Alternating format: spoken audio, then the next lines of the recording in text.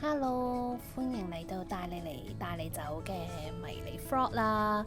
今日咧可能都有少無聊嘅，就係大家要陪我去珠海一日，因為咧今日咧就係我公司啦，去珠海度食個公司飯啊，咁所以咧我哋同啲同事啦都一齊去珠海食嘢，同埋住翻一晚嘅，咁都算係2日1夜啦。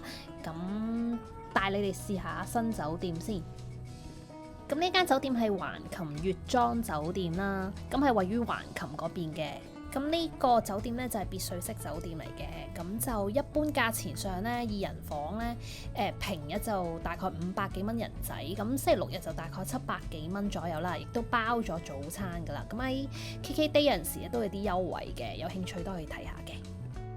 咁呢一間酒店咧，其實佢非常之新淨企理嘅，原因係因為佢上年咧7月1號先啱啱開幕啊，咁所以見到所有啲設計啊都比較現代化啲啦，而且所有用嘅家具啊裝修都好新穎同埋好新淨嘅，好乾淨嘅感覺嘅。咁喺大堂咧，佢已經有好多擺設啊，同埋裝修咧都好吸引我噶啦。咁而另外佢大堂側邊咧有個食 buffet 或者食早餐嘅地方咧，因為真係太靚，我忍唔住入去啦，所以我嚟一個快 shot 咁俾大家睇一睇入面嘅裝修環境同埋個空間感有幾大幾靚，俾大家望下。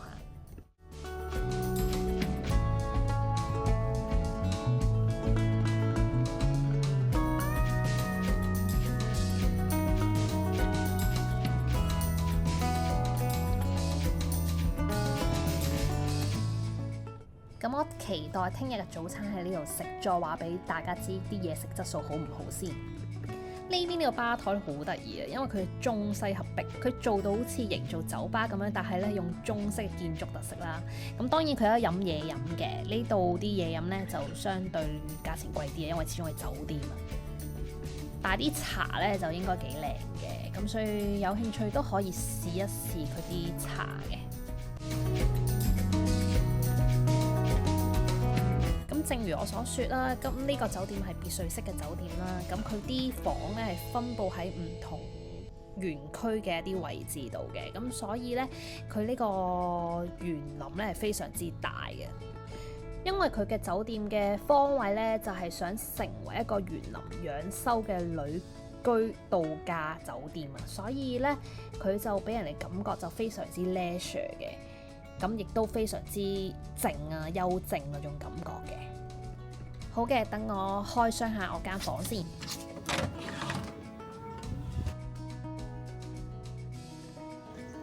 Hello， 入到嚟啦。咁一個大嘅衣櫃啦，夾硬都有嘅。咁佢都有啲拖鞋啊、用品俾我哋用嘅。跟住有個茶水間，係啦，咁都有水嘅。都幾靚啊！呢度好大啦，呢個就玄關個位啦，擺設側邊呢度，就有個好靚、好靚、好大嘅浴缸，係超大，成個人瞓喺度都得。跟住咧就係雙人嘅，係啦。跟住咧佢用嘅嘢咧。都每人有一個，應該係刷牙用品啦，都有齊晒啦，牙膏牙刷啊、梳啊嗰啲都有嘅，咁人一個袋啦。咁佢用嘅風筒都係戴森嘅。咁咧廁所都浴室都好乾淨啦，有個廁所啦，咁就分開嘅。咁呢邊咧就係、sorry，呢邊咧就係企缸位啦，喺度淋浴都可以嘅，好大啊呢度。跟住咧，佢呢個浴室咧係可以咧呢邊過嚟啦，跟住再喺呢邊到間房度。咁又好靚嘅貴妃椅，極大張，可以俾我攤喺度。跟住呢個位啦，台啦。跟住佢係因為低層啦，佢有個小花園嘅，我轉頭先至開嚟睇下先。咁呢邊就電視，好啦，開始開箱我哋嘅床啊，幾大幾靚嘅雙人床。當然今日淨係一個人，我今日就係得一個人瞓，所以一個人可以瞓到咁大張床啊，舒服，好靚。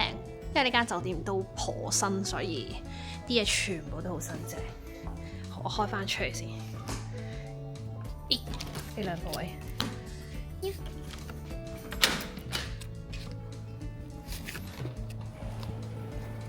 要用兩隻手。其實就連接出面嘅，咁呢個小花園啦。咁跟住仲有一個細細地嘅 sofa 啦，喺度嘆下朝頭早，唔錯唔錯。好，今晚煮成點呢？我再同你哋講。嚟呢度最唔好嘅地方呢，就係方圓10里咧都冇嘢食嘅，簡直就冇商場冇嘢食。咁如果真係想住呢間酒店，要考慮清楚究竟自己想玩啦，定係淨係想 relax 自己喺酒店度休息呢？咁呢個就要諗啦。咁我哋太肚餓啦，就食咗呢一間千里香啦。咁佢啲餃子同埋炒米粉都幾好食嘅，因為價錢都好平。咁是但食啲嘢先啦。食完我哋去食晚飯啦。A few moments later. Cheers！ 祝各位生意興隆啊！我哋終於食晚飯啦。喺食飯之前，我玩咗個遊戲啦，相信呢個遊戲大家都應該新年嗰時有玩過噶啦。咁要睇下我嘅絕技究竟可唔可以揾到錢呢？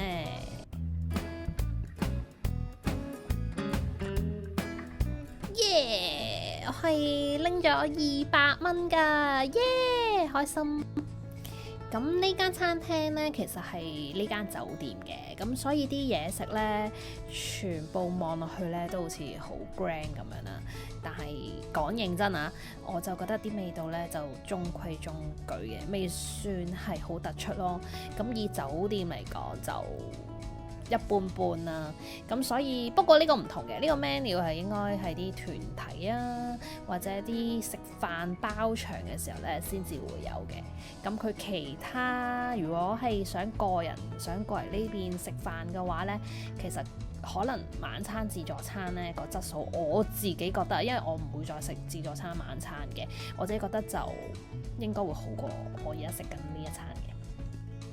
佢呢個湯嘅 presentation 咧真係好好啦，咁有個煲住佢嘅感覺啦，所以都幾特別啊！仲有呢一個叉燒咧，雖然一人得一嚿仔啦，但係都幾好食嘅。雖然我 channel 咧介紹嘢食為主啊，但係我都唔一一介紹呢度啲嘢食，因為我自己覺得你哋都唔會特登過嚟食呢度啲嘢食噶啦，咁所以我就略過啦。咁整體嚟講咧，佢嘅外貌啊或者樣咧，其實都幾靚嘅，但係味道咧真係一般般。嚟呢間酒店唔係為咗食呢個嘅，咁所以我就唔一一介紹啦。不過如果你哋有興趣知嘅話咧，歡迎留言話翻俾我知，我會解答翻你哋噶。耶！收利是。跟住食完飯之後呢，我哋要搭翻車去市區嗰邊啊，都要差唔多搭咗9個字啊，嗌滴滴車嘅話，咁我哋就嚟咗夜晚嘅富華里啦。其實都幾靚嘅，五光十色。我哋今日因為同同事一班人啊，就諗住去唱 K，咁所以我哋呢目標呢係想去唱呢個純 K 嘅。但係不幸地咧，因為我哋冇 book 台啦，亦都冇位要等一陣啊，所以落咗樓下嘅木屋燒烤，食翻個串燒，飲下嘢先。咁呢個我人生第一次食嘅折耳根，我都唔知咩嚟㗎，但係好似好多人都中意食，咁所以我都想試下。一啲都唔好食啊，好腥啊，我自己唔中意啦，可能你哋會中意呢種味道嘅。咁木屋燒烤其實我都唔想多講啦，因為都好出名啦，亦都好多人試過啦。佢啲串燒真係不得了啊，真係好好味啊！我推介就係佢嘅羊肉啦，同埋佢嘅牛肉嘅。咁我哋食到差唔多1個鐘左右啦，就有位啦。我哋即刻上翻去隔離嘅純 K 啦，嗰度進行唱 K 嘅。唔知你哋有冇翻大陸唱 K 嘅經驗呢？因為我之前都幾中意翻大陸唱 K 嘅原因就係咧，佢嘅價錢好平啦，因為佢唔係按人頭計嘅，佢通常都係一個包廂咁樣計啦，通常200幾蚊有唱3至4個鐘左右。咁跟住呢，佢啲嘢食又可以額外自己再嗌啦，而且食物都好豐富嘅。再加上就係佢個空間勁大嘅，每間房都有獨立嘅廁所啦，而且佢一陣怪之有驚喜。咁佢飲酒套餐都抵嘅，咁如果需要飲酒嘅話，都可以嗌佢啲啤酒嘅，都真係好抵飲。咁首先啦，你見到佢走廊咧非常之長啦，而且咧係五光十色嘅，非常之有設計同埋現代科技感覺嘅。咁佢哋嘅服務態度真係唔錯嘅。咁首先每個都會帶位啦，而且問佢哋所有問題啊，或者招呼上面咧都服務周到啊。咁所以呢間嚟講都算幾舒服啦，起碼唱得。準備好未？噔噔噔噔！嗱，哇！呢個就係驚喜啦，個 mon 勁大啦，而且有咪 stand 㗎，咁樣唱 K 法點會唔爽啊？係咪？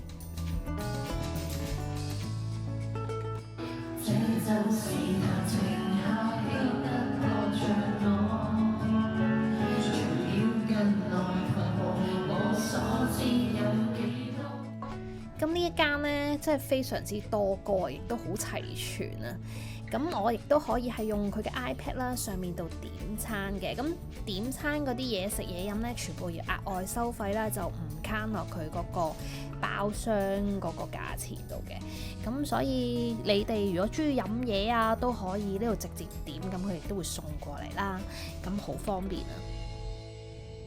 咁如果需要飲酒飲啤酒嘅話呢，其實啲啤酒都好抵飲嘅，咁所以真係好方便啊！如果上嚟唱 K 嘅話，呢度真係唔錯㗎。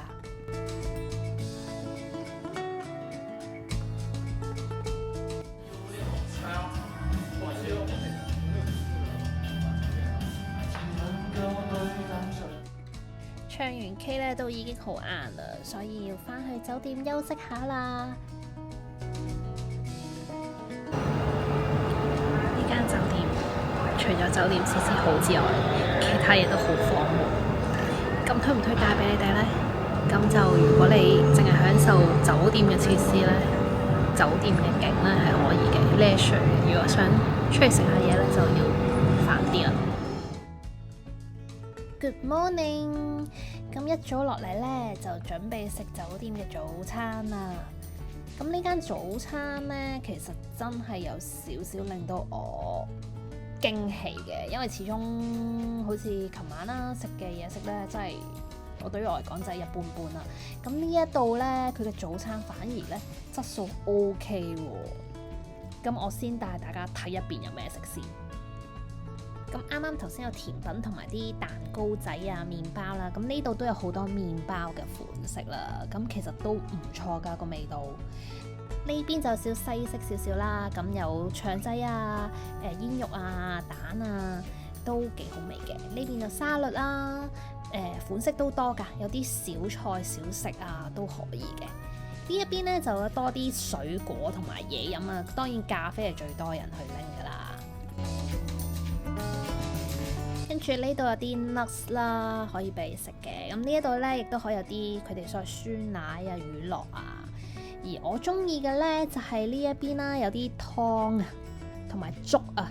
呢邊可以即整嘅一啲河粉啊、上海麵啊，同埋可以淥好多菜啊，配搭自己可以揀嘅。